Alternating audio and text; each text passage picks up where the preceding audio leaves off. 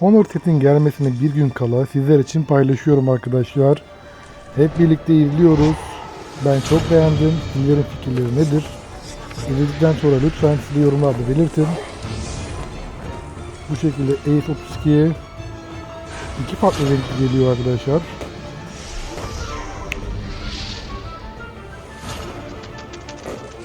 Çok iyi değil mi?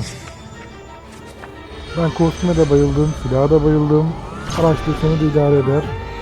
Ancak bunlara çok para harcamak gerekiyor. Bilginiz olsun.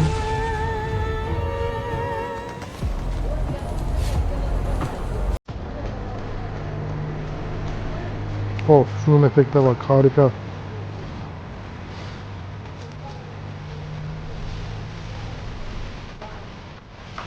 Hadi bakalım, siz ne düşünüyorsunuz? Yorumlarda belirtin.